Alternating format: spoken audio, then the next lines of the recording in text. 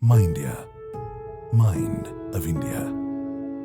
When we were in school in the early 60s, joining the army was a great fad, and youngsters wanted to join the army, especially the armed forces.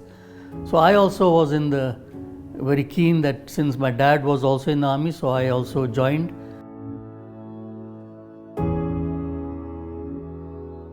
I was commissioned in 66, and sometime in 70, my parents thought that I should get married. I came down to Dharwad, and they had already seen a girl for me. And when I looked at that girl, I said, "This is the one I'm going to marry." Well, I had just about finished my BA, no intention of marriage at that time. I had big plans. I was planning to go to France. In fact, I was getting a scholarship to go abroad because I'd done my BA with French. So that's when my mother-in-law saw me, and she seems to have taken a fancy for me at that time. She point blank asked me the question, "How do you like my son?" So it was all very sudden for me, but I probably did like him, So I said, "Well, what does he say?" She says, "Well, if he hasn't said anything, I wouldn't have been talking to you about it." On 14th of June 1970, I and Girja got married, and I had just 1 month leave at that time because I was serving in Nagaland, and Nagaland was an insurgency area those days. So after marriage, within a month, I had to go back to Nagaland. And immediately after 1970, my posting order came as instructor commando wing. So I joined in Belgaum, and my wife also joined me there, and we had set up a house, our first house after marriage, and there was a lot of enthusiasm to set up a house. But by August, September, the situation on the Bangladesh border, East Pakistan, that time, started getting worse. Indira Gandhi, who was the Prime Minister at that time, and with Manik Shah as the chief, they had decided that they would go in for attack into Bangladesh, East Pakistan at that time. And we got orders to move because Commando Wing had initially moved there to train the Mukti Bahanis. Mukti Bahanis were the civilian youngsters, girls and boys who were fighting against the West Pakistanis who had occupied them. And they were a big support to the Indian Army in intelligence gathering and in other clandestine operations that we wanted them to do. So I left Belgaum from the railway station on 14 November. She was expecting our first child then. And that's when it actually hit me that he's going away for some important mission and probably war. Inwardly, I was feeling quite anxious, but I didn't show it much to him. And of course, my in-laws were there, so I wasn't much of a drama person even then. And while leaving, I was fortunate to buy a Kodak box camera. Photography was definitely an interest for us in the family. Even writing letters was a family tradition, because my grandfather was very fond of writing letters, and so was my father.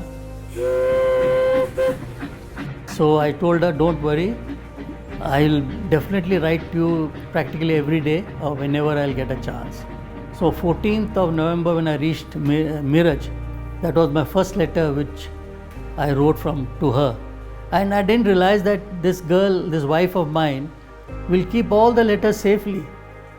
And so all the letters that I wrote from 14th onwards, till the last letter which was 26th December 71, all those letters were in her custody here. I always tell everyone that at that time, the postman used to be my best friend. I used to just wait for his letters. Between 10 and 12, I was always looking at the door, waiting for now the letter might come, he might come now, he might come now. And there were days when I used to go back so disappointed. Sometimes 3 used to come together, But this is not only during that time, all through our separations, this is what happened. In our sector, the first one was Bakshiganj.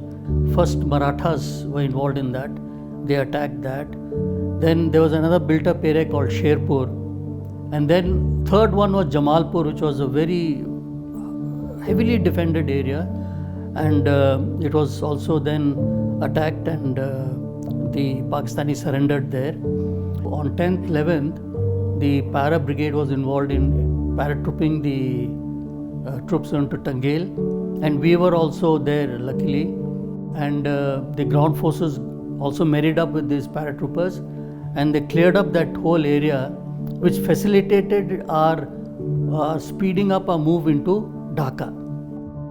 And this was a major turning point as far as our sector was concerned, because the same amount of pressure was put in various other sectors around Dhaka, because troops were coming from all sides.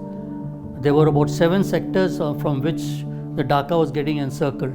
So after the first ambush, which was when the attack was going on Bakshiganj, the second operation I took with Mukti Bani was establishing a roadblock when they were attacking Jamalpur. So this pressure was quite a bit, and the general, the Pakistani chief at that time, was told to surrender. He thought he will be able to hold on, but then realized that it's not possible, and therefore on 16 December he announced a surrender in Dhaka. And on 17 December the Pakistan army laid down their arms, and the whole East Pakistan forces were captured, which was roughly, we all know, about 95,000 troops.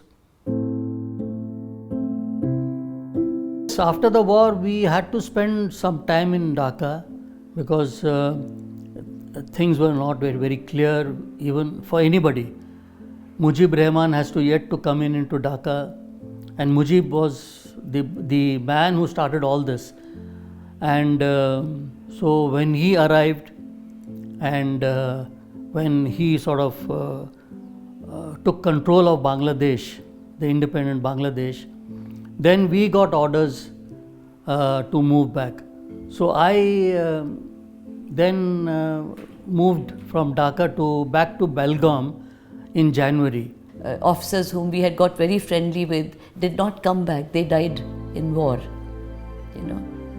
Many came back, but a few of them who were very close to us, they died there. My husband doesn't talk much about many of the things. He recollected things later, and a lot of them had been told to me through the letters. I've seen a lot of separations. In fact, of the 35 years that he was in the army, 18 years of separations, one thing after the other. He saw a lot of non-family stations, and I always feel that being an army wife is not easy, because you learn to cope with so many situations. On the one hand, you become very independent, because you're managing the home front when the husband doesn't even know what's happening at home. I had to be with the children. Bringing up the children was like literally single-handed. And the funny part is that even the children get used to that. Not very many are lucky to take part in a battle so early in your professional career, in a conventional battle. Of course, we have other battles like insurgencies and internal security acts, but a regular battle where you see dead bodies lying on the road, you see aircrafts hitting, you see tanks firing, you see all sorts of things that one do read in books, and you're now seeing it actually now is a great experience. So that way I must say I was very lucky to be initiated and blooded so early in my service to a regular war. And not only for me, even for the wife, to say goodbye to her husband in the train, and not knowing what's going to happen tomorrow, and all the anxiety that's going on, and then praying hard that everything works out well. Yes, it's a great feeling and a great experience.